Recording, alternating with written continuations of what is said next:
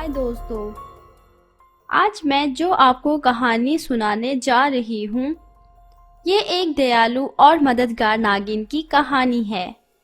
तो चलें देखते हैं मददगार नागिन की कहानी। ये कहानी शुरू होती है शक्तिपुर गांव से। शक्तिपुर गांव के लोग बहुत ही ज़्यादा खुशहाल थे, क्योंकि उस गांव के जंगल में एक नागिन रहती थी, जिसका नाम था गंगा। वह जंगल में एक बड़े से पेड़ के गुफा में रहती थी।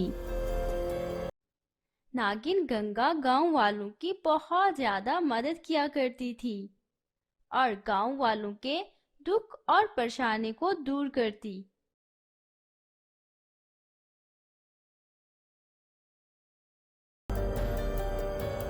जब भी कोई नागिन गंगा से मदद मांगता, नागिन गंगा गांव वालों की हर जरूरत को पूरा करती। गांव वाले नागिन गंगा से बहुत ज्यादा खुश थे। उसे गांव में रिया नाम की एक लड़की अपनी सौतेली माँ और सौतेली बहन के साथ रहती थी। जब वह छोटी सी थी, उसकी माँ का देहांत हो चुका था और कुछ महीने पहले उसके पति और पिता का एक हादसे में देहांत हो चुका था। वह अपनी छोटी सी बेटी के साथ सौतेली माँ के घर रह रही थी। रिया की सौतेली माँ और बहन रिया को बिल्कुल भी पसंद नहीं करती थी। वे दोनों रिया से बहुत ज्यादा नफरत करते थे। अरे, तुम यहाँ क्या कर रही हो?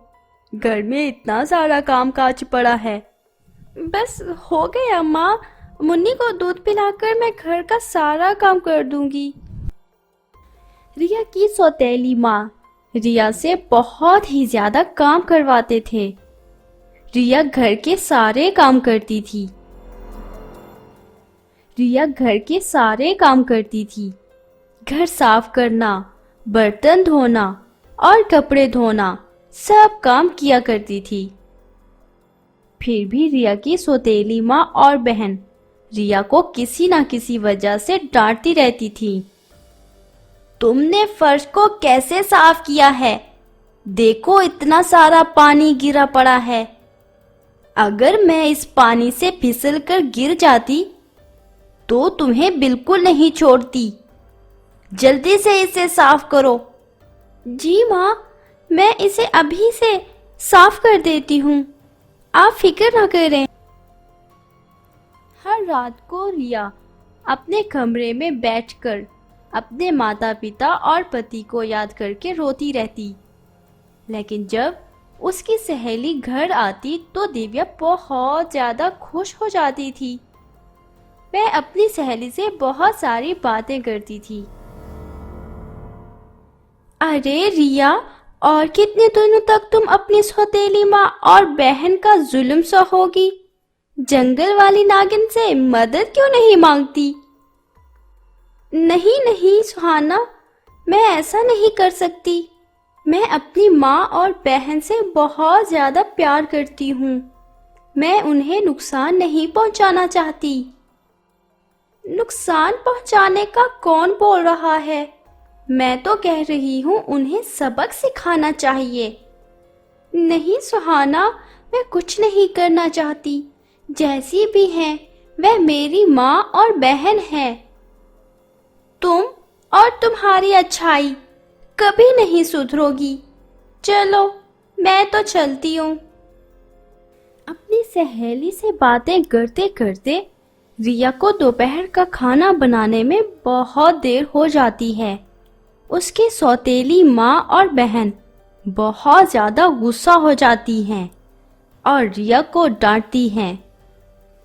रिया बहुत ज्यादा उदास होकर जंगल की तरफ रोते हुए अपनी बच्ची को लेकर दौड़ पड़ती है और जाकर एक बड़े से पेड़ के नीचे बैठकर रोने लगती है।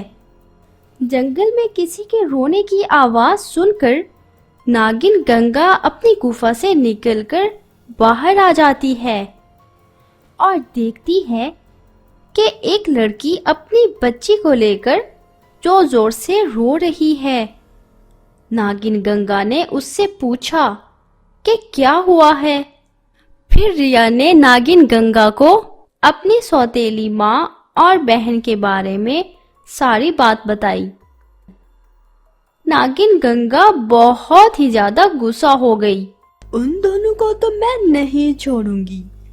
वे दोनों तो बहुत ही बुरी हैं। मैं उन्हें आज सबक सिखा कर रहूंगी। नहीं नहीं नागिन गंगा, आप ऐसा मत कीजिए। वह मेरी माँ और बहन है। मैं उनसे बहुत ज्यादा प्यार करती हूँ। तो क्या हुआ अगर वो मुझसे प्यार नहीं करती? मैं उन्हें नुकसान नहीं पहुँचाना चाहती। रिया की अच्छाई को देखकर नागिन गंगा का गुस्सा ठंडा हो गया। वो रिया से बहुत ही खुश हो गई। खुश होकर इंसानी रूप में आई और रिया को बहुत सारा खजाना दिया। तुम तो बहुत अच्छी लड़की हो। तुम्हारी अच्छाई देखकर मुझे तो बहुत खुशी हुई। ये लो खजाना, ये जाकर तुम अपनी माँ और बहन को देना। वे तुमसे बहुत ज्यादा खुश हो जाएंगी। रिया खजाने को लेकर अपने घर की तरफ निकल पड़ती है। ये खजाना तो मैंने तुझे जानबूझकर दिया है रिया। मुझे पता है तुम्हारी माँ और बहन बहुत ही लालची हैं। वे दोनों तो खजाने के लालच में मेरे पास जरूर आएंगी। तब मैं उन दोनों को सबक सिखाऊंगी। माँ, ये तो बहुत सारा खजाना है। अब हम तो बहुत माला माल हो जाएंगे। उस नागिन की गुफा में और भी बहुत सारा खजाना होगा। क्यों ना हम उस नागिन को मार कर वह सारा खजाना ले आए और इस दुनिया में सबसे ज्यादा अमीर लोग बन जाएंगे। नहीं बेटा, उस नागिन के पास तो बहुत सारी शक्तियां हैं। वह तो बेटा हमें ही मार डालेगी। नहीं माँ, तुम चिंता मत करो। हम रात को जाएंगे। जब वह सो रही होगी तो हम उस पर गरम गरम पानी डाल देंगे। वह नागिन तो अंदर ही मर जाएगी। ये तो बहुत ही अच्छा आइडिया है। चलो चलते हैं।